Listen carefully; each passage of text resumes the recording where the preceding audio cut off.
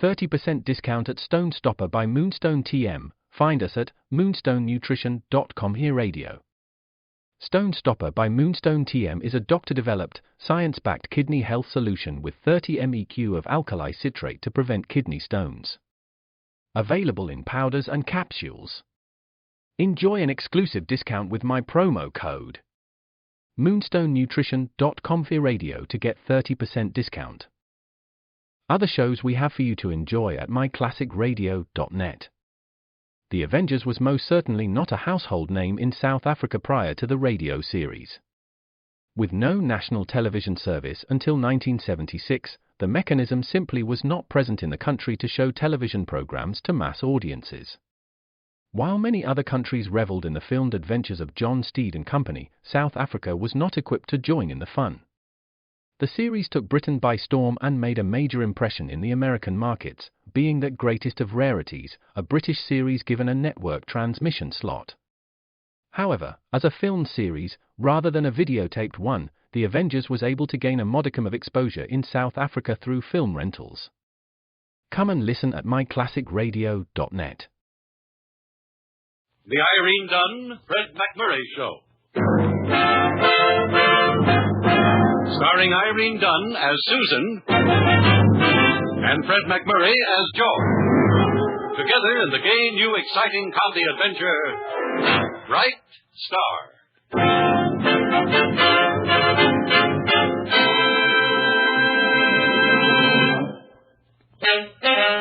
Have you heard what happened on the Star?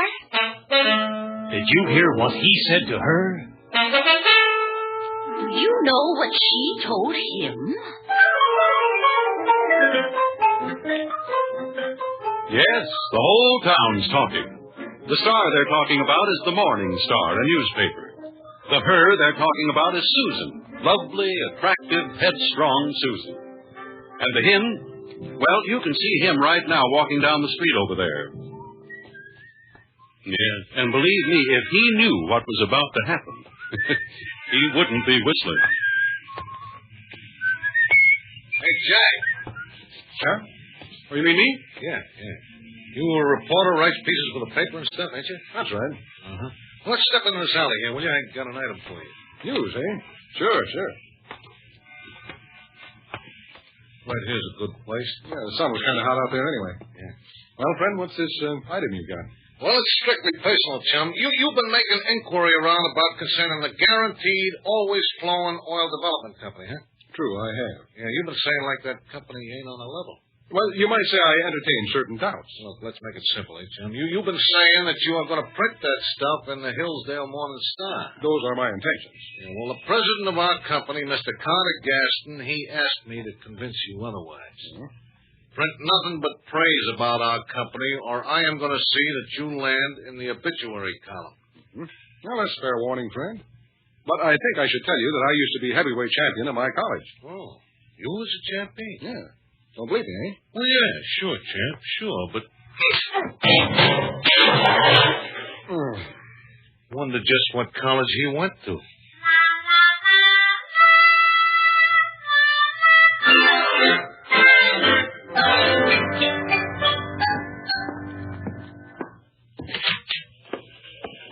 Hi, Mr. Harvey.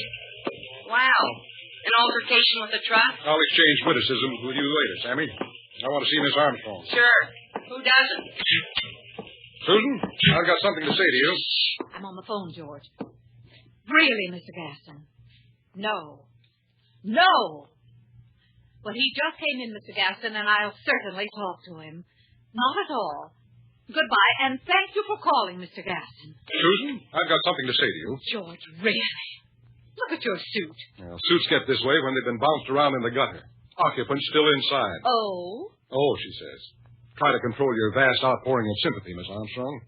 About this phony oil outfit that everybody in town is falling for. I've just heard from Mr. Gaston, George. He told me how you assaulted that poor little salesman of his. He what? What made you do it, George? Sunspots. Now listen, Susan.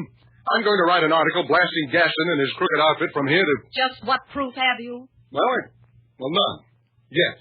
But I'll have... George, I know character. I've talked to Mr. Gaston over the phone, and from what Alderman Connolly tells me Alderman about him, Connolly, he's as hard to bribe as a head waiter. I know character, George. Will you stop saying that? Shouting will not convince me. All right. So we won't print anything. So Gaston sells his phony oil stock to the whole town. You happy? Do I have to remind you, George? That you're the editor, I know. No. That you inherited the paper from your father and did very nicely before I arrived. Granted. That I have a nasty, suspicious mind. I concur. Have I left out anything? Oh, yes. You know character. Thank you very much. You're welcome. Actually, George, you worry me with all your suspicions. Why don't you come to dinner tonight and we'll talk things over? Comfort. All right. But if you think you're going to bribe me with food, you're right.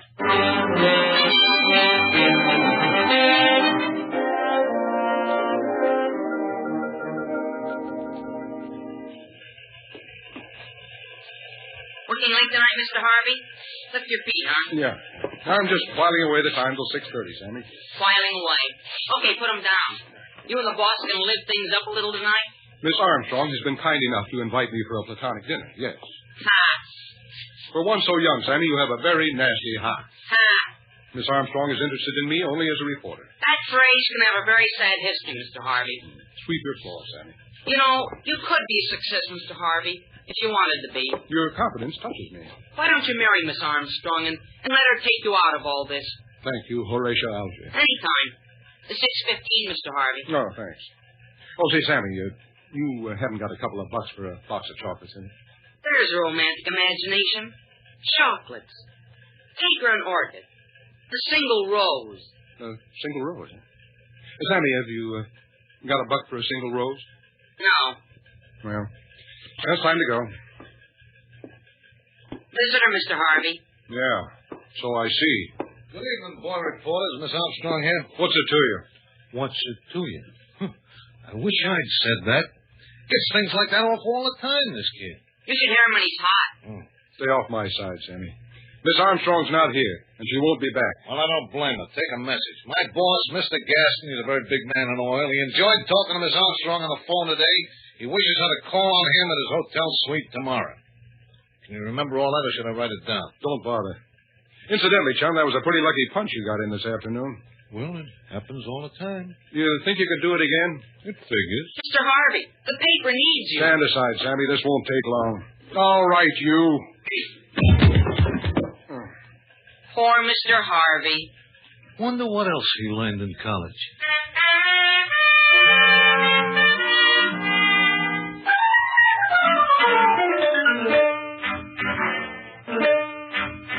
How's the dinner coming, Patience?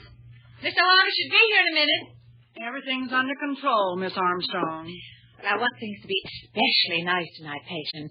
Mr. Harvey and I have been having, well, one of our disagreements. No. But he was quite nice about coming to dinner. Big of him. Let's see. He doesn't get paid until tomorrow. Was he nice or just weak from hunger? Now, George always speaks very well of you, Patience. And your cooking, too. No fool, Georgie. What time is old freeloader due? About 6:30.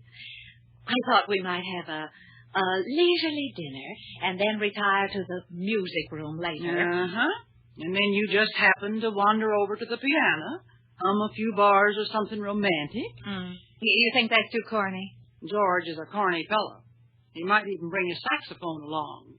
No, I think that's in hock. Well, you do your best on the dinner, won't you, Patience? I'll pretend I'm cooking it for my favorite movie hero. And after dinner, you just, leave us... Oh, sure. They want me to burn any incense? No, I don't think so. No, George has hay fever. If it's for free, he's got it. Well, I've got to finish dressing. Oh, Patience, what can I wear to make him really notice me? How about a corsage of baked potatoes? Oh, he is nice, isn't he? Hungry, but nice. And tonight might even be the night that, I know. Tonight might be the night. I hope the piano's in tune. The man who plays the sax would never notice. It's so nice to have a man around the house. It's so nice to have a man around the house. Someone who is glad he found you will put his arms around you. And he feels just the same. I'm giving 2 to 1. Nothing happens tonight. Nothing.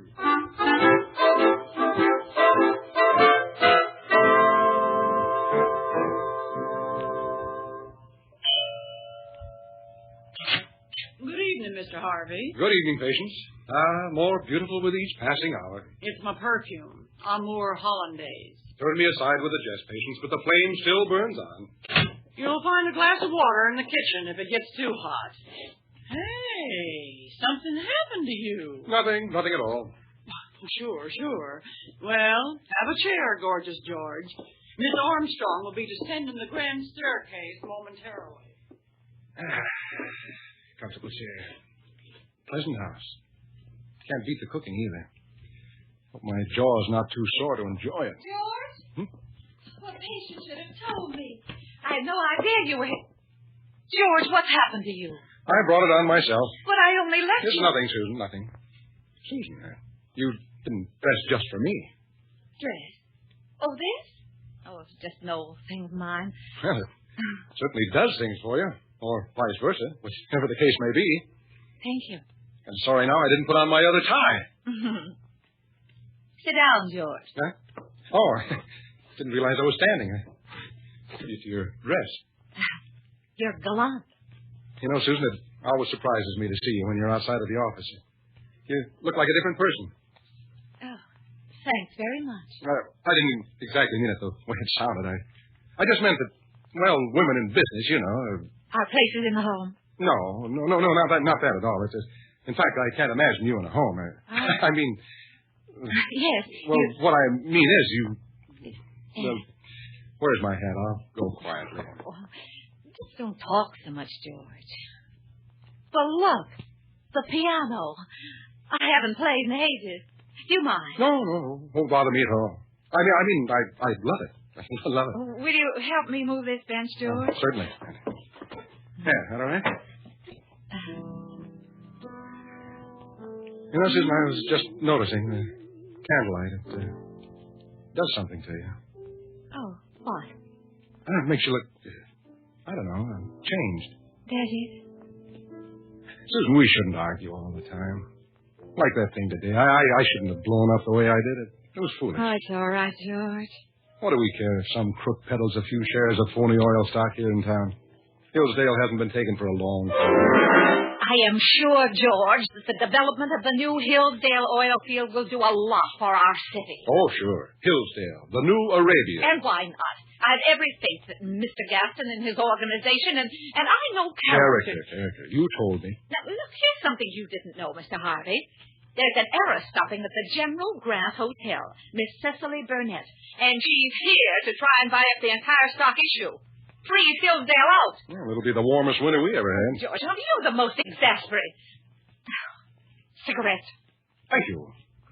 We shall not discuss Mr. Gaston further. Quite. Now, that gall of that phony. He sent word that he was quite fascinated with you and would like you to call at the hotel tomorrow. Oh, well, how interesting. Susan, you're not going. Well, why not? Why not? You think I'd let you alone with that fake moose? Well, I fail to see that you have a great amount of choice in the matter. Oh, you do? Well, if you're going, then I'm going with you. There seems to be more than the usual confusion in your mind, George. You are a reporter on my paper, not my guardian. Well, right now, what you need is a guardian. Dinner. Quite amount of jealousy rearing its tousled head. Oh, sure. Just because I can smell a crook a mile off, it's jealousy. Well, if you can smell a crook as well as you can scent food, well, I might be impressed. Personalities. All right, if we're down to personalities, how about... Dinner is served. What? Dinner. Oh. My arm, Miss Armstrong? I can manage quite nicely, Mr. Harvey. Somehow, I doubt very much that tonight is the night.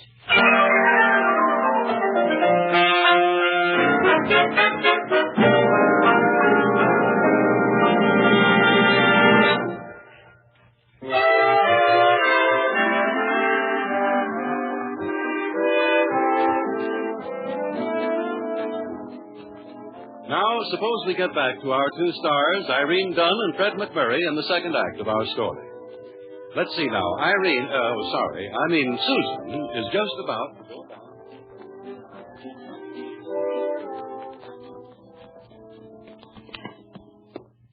Good morning, patient. Good morning, Miss Armstrong. Your breakfast is ready. Thank you. I take it that last night was not exactly an evening with Valentino.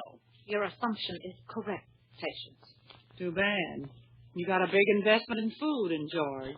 Romance, patients, cannot be built entirely on stuffed cabbage. That's open to question. However... Oh, phone. Are you in, Miss Armstrong? To Mr. Harvey, no. Hello? Georgie. I am not in. She is not in, Mr. Harvey. Wonder what he wanted. Why didn't you talk to him and find out? I couldn't. Well, Hello? He wants to know if you're still not in. Yes. Hello? She says yes. He wants to know if you said yes, you're not in, or yes, you are in. I'll take it, patient. Hello? Susan, I just wanted to make sure you weren't serious about calling on that phony oil promoter today. Mr. Harvey, as editor of the Star, I cannot see how my appointments are a source of concern to you. But, Susan, However, your movements as a reporter are in my field. Therefore... But, Susan... Therefore, you will cover the PTA convention at 10, the dog show at 11, the Rotarian luncheon at 12, hog breeders exhibit at 1, the chrysanthemum grower show at 2, and be in my office from 3 to 5 to write your stories. Any questions? Yes. Are you mad at me? Yes. Poor Georgie.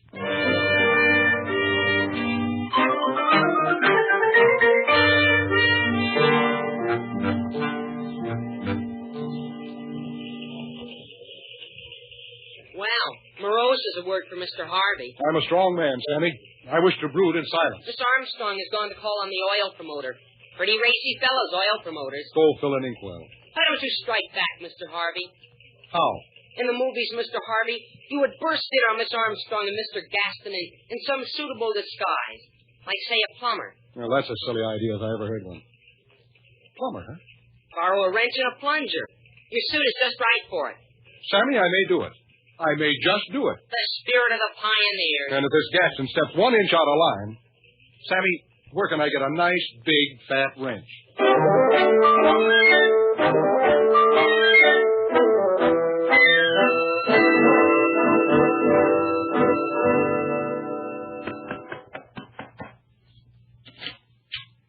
Yes, ma'am? Mr. Carter Gaston, I'm Susan Armstrong from the Hillsdale Morning Star. Oh, come in, Miss Armstrong. Very considerate of you to come. Oh, not at all, Mr. Gaston. Here now. Just take this chair, Miss Armstrong, where I can look at you. Like to look a person right smack in the eye, ma'am. Can tell what sort they are in a minute. Well, I always think so, too. Nothing shifty-eyed about you, ma'am. If you'll excuse the liberty. Well, thank you, Mr. Gaston. And you and I, Miss Armstrong, we can do a lot for this city of yours. Civic betterment. The greatest good for the greatest number. Exactly. Did you know, ma'am, that a young lady of great wealth is right here in this same hotel trying to buy up my entire issue of stock before the public gets a chance at it? Well, you're not going to sell. Well, I haven't met the lady yet. Miss Burnett, of the Eastern Steamship Burnett's, I believe. Uh-huh. But I would much rather give the honest folks of Hillsdale a chance to cash in on the rich natural resources of their little community. Well, I think that's a fine sentiment, Mr. Gaston. Why, thank you, Miss Susan. And if you'll permit me to say so, Plumber! By George. I hear you got a leaky pipe, Mr. Gaston. Before you come busting in here, son, knock. No, I'm sorry, but don't let me interrupt anything. I'll just go quietly on with my work. You were saying, Mr. Gaston? Why, well, where was... Oh, yes. If you'll permit me to say so, Miss Susan, the good opinion of a fine woman like yourself means more to me than any... What? The good opinion of a fine woman like you means more to me... I can't hear you. I said the good... Well... I found the trouble. Good. Then you're leading. No. I have to rip out a section of the wall here. Miss Susan, may we continue this conversation over dinner? What are you eating? Will you call me, Mr. Gaston? Oh, my pleasure, ma'am. Goodbye now. Until tonight. I'm sorry. I'll be back. I forgot my pickaxe. George Harvey, of all the low, underhanded, sneaky... Treacherous? Yes. Susan, if you can't see through this whole swindle by You yourself... will allow me to make my own judgments, Mr. Harvey. I know character. I know, Susan. Susan, this oil scheme is a fake. What's more, I think this so-called heiress here in the hotel, this Cecily Burnett, is a fake, too. And I'm going to interview her and prove it. Oh, you are. Oh, you just love that. Purely business, Susan. You're so right, Mr. Harvey, and I'm going to be around to see that it stays purely business.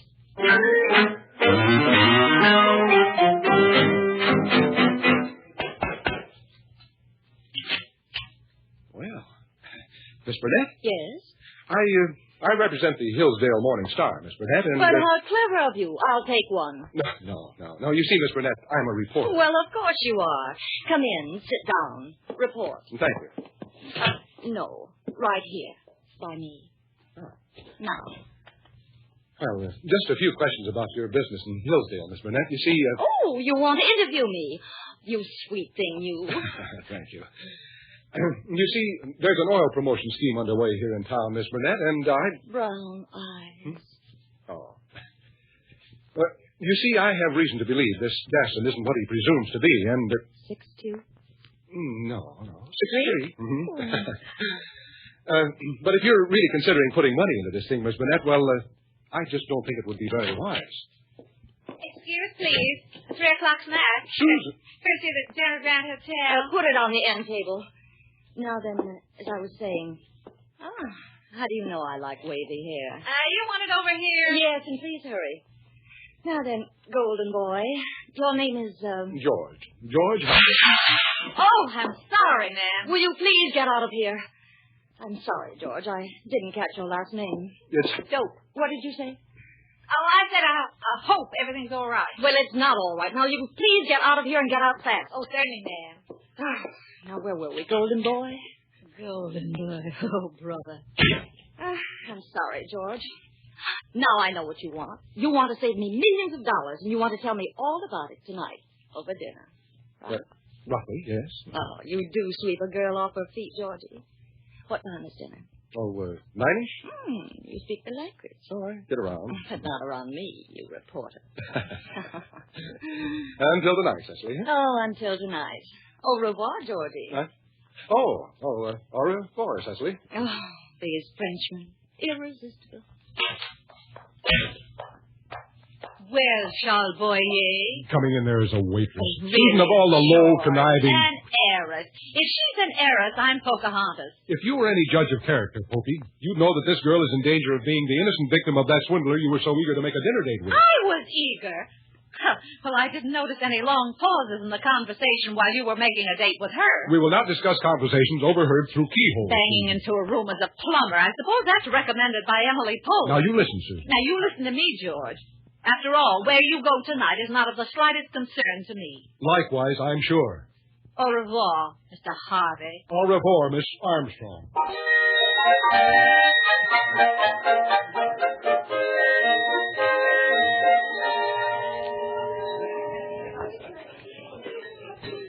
Good evening, Monsieur Harvey and Madam. Bonjour, Charles. Table for two, huh? If you will follow me, please. Oh, what a delightful little bistro, Georgie. Sort of a subway with music. It's a little crowded, Cecily. Monsieur Harvey, your table. Susan. George.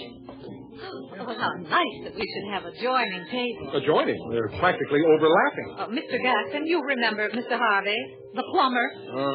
Pleasure to see you again, sir. And Miss Burnett, Miss Armstrong, a waitress. How do you do? How do you do? And Mr. Gaston, Miss Burnett. Real pleasure, Miss Burnett, ma'am.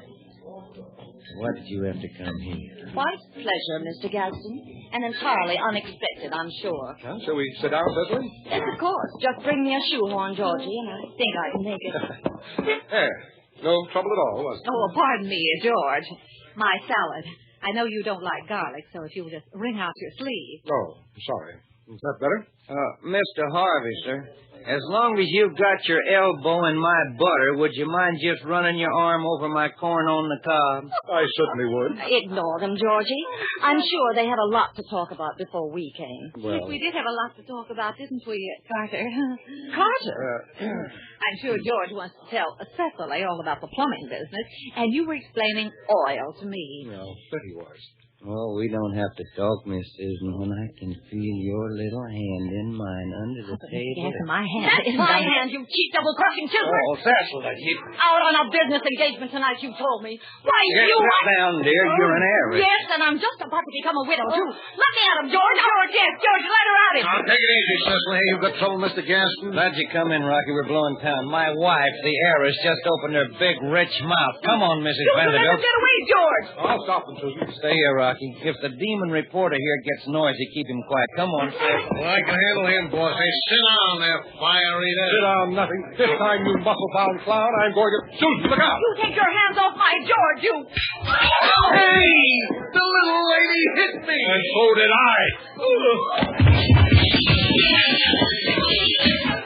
George, you were so masterful. Oh, you can't fool around forever with George Harvey, Susan. Oh, Of course, you helped a little. George, you did it. Well, have it your way, Susan. We won't argue. Mr. Harvey, what has happened? Well, only 2 for dinner, Charles. The other couple won't be staying.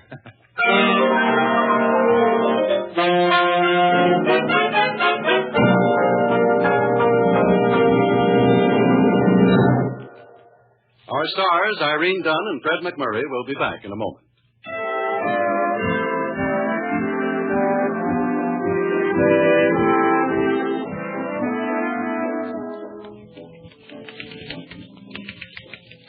George, Yes, Susan?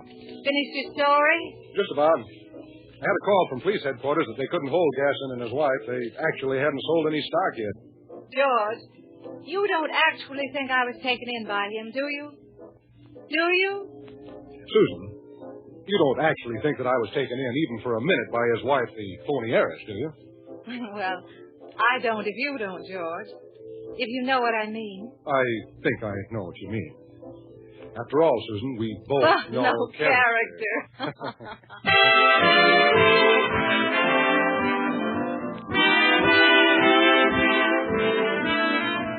Irene Dunne and Fred MacMurray will be back next week in another exciting comedy adventure in the gay new series, Bright Star.